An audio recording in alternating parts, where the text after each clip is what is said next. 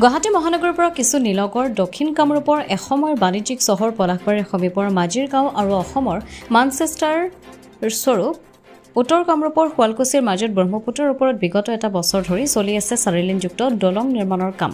দলংখনৰ নিৰ্মাণৰ দায়িত্ব লাভ কৰিছে দেশৰ লগতে বিশ্বৰ বিভিন্ন দলং সুৰংগ আদিৰ নিৰ্মাণৰ বাবে ৰাষ্ট্ৰীয় আন্তঃৰাষ্ট্ৰীয় ক্ষেত্ৰত সুনাম থকা লাৰ্চেন এণ্ড টাৰ্বো নামৰ নিৰ্মাণকাৰী প্ৰতিষ্ঠানটোৱে। অন্যহাতে দুয়োটা মূৰৰ পৰা চলি থকা দলঙৰ নিৰ্মাণ কাৰ্যৰ বাবে দুয়োফালে ব্যস্ততা পৰিলক্ষিত হৈছে। প্ৰায় 1200 জন শ্ৰমিক দলঙৰ নিৰ্মাণ কাৰ্যৰ সৈতে দিনে নিশাই ব্যস্ত হৈ থকাও দেখিবলৈ পোৱা যায়। ইয়াৰে 60 জন শ্ৰমিক ব্ৰহ্মপুত্ৰৰ জলভাগত খুঁটা পোতা কাৰ্যকে ধৰি নিৰ্মীয়মান অৱস্থাত থকা দলঙৰ জলভাগত নিৰ্মাণ কাৰ্যৰ সৈতে জড়িত।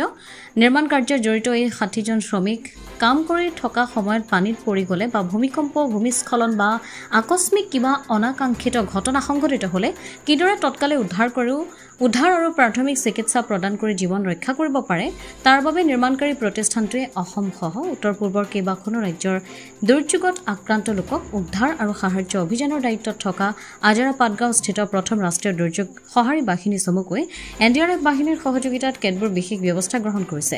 ইয়াৰ অংশ হিচাপে প্ৰথম NDRF বাহিনীৰ উদ্যোগত 16 আৰু 17 অক্টোবৰত দুদিনীয়া দিনৰ ভাগত দলং নিৰ্মাণথলীৰ জলভাগত 60 জন শ্ৰমিকক CPR প্ৰশিক্ষণৰ আয়োজন কৰা হয়।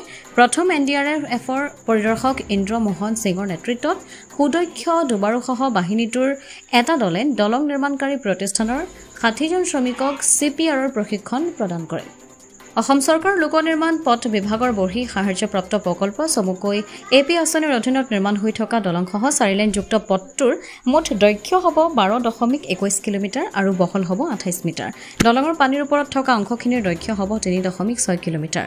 নিউ ডেভেলপমেণ্ট বেংকৰ প্ৰায় 3200 কোটি টকাৰ ঋণেৰে অসম চৰকাৰ লোক নিৰ্মাণ বিভাগৰ এই EAP আঁচনিৰ অধীনত দলংখনৰ নিৰ্মাণ কাৰ্য চলি আছে।